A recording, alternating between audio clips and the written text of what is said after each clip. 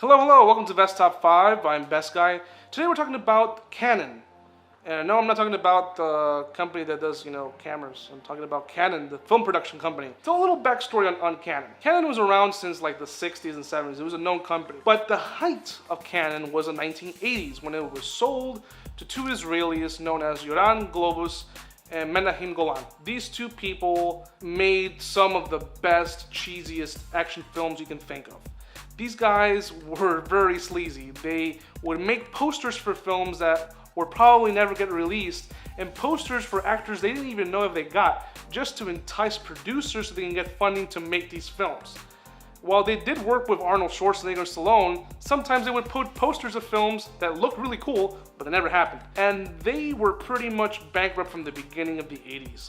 They just kept making movie after movie hoping if they would get a hit. And most of the time they would get hits, but mostly it was in the UK where they had theater chains that were owned by Canon, and all they would play in those theaters were mostly Canon films. While most big studios would release 5, 6 films a year, Canon would release 12, 15 movies a year. And from all types of genres, horror, action, mystery, comedy, you name it. It's funny because a lot of the techniques that they used at the time were seen as sleazy are actually kind of common now. Back then in the 70s and 80s, there wasn't that many films. Now you have an overabundance of films. I would say you have too many movies. When I see Netflix announce, we have 70 movies for the year of 2018, like, that's way too much. That kind of sounds like the kind of shit that Canon would do. Not knowing if they would be any hits, they would just throw money at it. Number 5 is American Ninja. This is a classic little film where Michael Dudikoff is in the army, but he's also a ninja, and he starts defending people. It's actually a legitimately fun action movie with cool ninja sequences. Because in the 80s, when we had the craze of ninja movies, you had other people who were making awful ones. Someone like Godfrey Ho would grab dramas from Hong Kong and splice them with ninja footage that he would shoot with actors like Richard Harrison and lesser known burnout stars. You had Canon doing theatrical releases for pretty decent ninja movies at the time. And of course, everyone said they were awful, but now they've aged like a fine wine. They're really, really cool, and have some really cool kills. And there's another ninja movie on this list. Number 4 is Enter the Ninja. This one has Franco Nero, who, if you're not familiar with Franco Nero, he was the original Django. He appeared also in Django Unchained, playing someone named Django. I don't know if he's playing the same character, but I thought it was a nice little nod for Quentin Tarantino to include him. But he appeared in a Canon film called Enter the Ninja, which has one of the most hilarious death scenes where a guy gets a ninja star thrown right to his chest and he goes, "Ah!"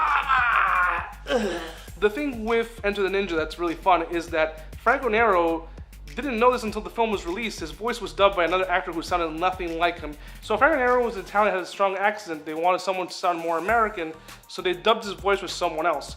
You can find all about this if you watch a documentary called Electric Boogaloo. So they made a lot of those ninja movies, but Enter the Ninja is really great, and check it out. It has some lines that have just not aged well. Number 3 is a Chuck Norris movie. He did a bunch of movies for Canon, but one of my favorites is Missing in Action.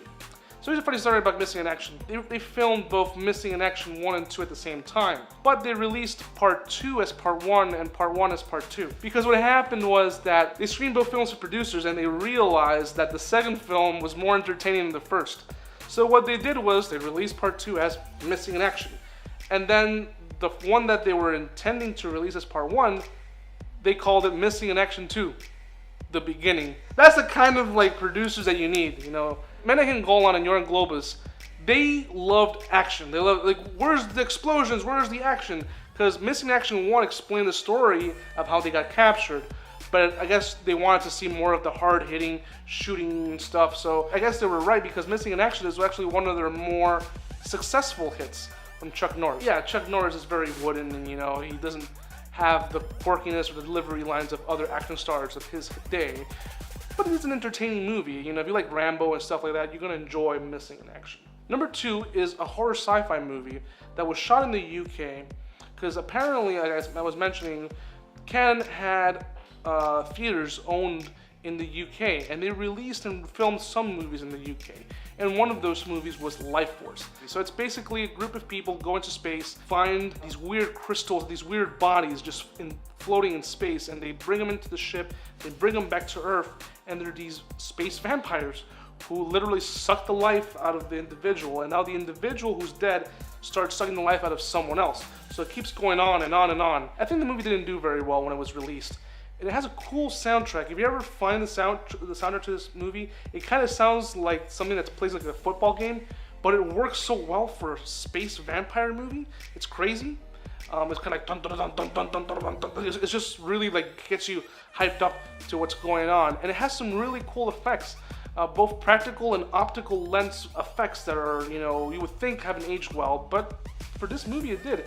Some weird sex scenes involving, human and a vampire, but I like it. And I can't believe Cannon made this, because this is genuinely a good movie, whereas some of their other efforts are more cheesy. This one was actually really creepy. There's some scenes where you're like, get a little nervous because you don't know who's a vampire and who isn't. And I think a typical vampire is a vampire that sucks the life out of you to the point that you're a skeleton, and the animatronic of the skeleton corpse thing that's falling apart is pretty cool. So Life Force, if you come across it, it might be expensive. If you can find the triple feature DVD, it's not a Blu-ray transfer, it's I think it's like a non-anamorphic widescreen transfer, but at least you can watch the movie. Whereas, the other way you would have to buy the Shop Factory DVD or Blu-ray that's out of print. But my number one favorite has to be the Jean-Claude Van Damme movie, the one that put him on the map, Bloodsport. Bloodsport, I don't care what anyone says, this is a legitimately good movie. I love this movie, both this one and Kickboxer. They're great, even though they're the same movie. This movie basically influenced Mortal Kombat, the game, and eventually the movie. But it's basically an array of fighters are invited to fight in this big tournament, people from all countries, and they have to fight for the winning title. Supposedly it's based on a true story of a guy named Frank Dux. Frank Dux. I don't know, I find that name always so funny. It's probably another Vest Top video where I make fun of the fact I say the same jokes all the time. I have 5 jokes in a book and I kind of like switch them around here and there, and they're all terrible, no one laughs at them, but that's the story of my life. And this is the story of Frank Dux, a guy who goes to Hong Kong to fight a bunch of different people, and then you have Bolo Young, who's like the big undefeated champion. And of course Van Damme would use this to his advantage to make 5 other movies that were exactly the same. Kickboxer, The Quest, Lionheart, stuff like that. So I love Bloodsport, and I watch it every now and then. And it's available in Blu-ray. This one's out of print. You can find it's widely available. I even see it sometimes at $5 bins at Walmart. These are the top 5 movies from Cannon. Now you know a little story about Cannon. Do check out their documentary, The Electric Boogaloo. The Go-Go Boys one I haven't seen. I'm pretty sure you can find it on streaming sites. Remember, I'm Vest Guy. This is Vest Top 5. Make sure to like, subscribe, share, and hit that bell button. All in that order. Until next time.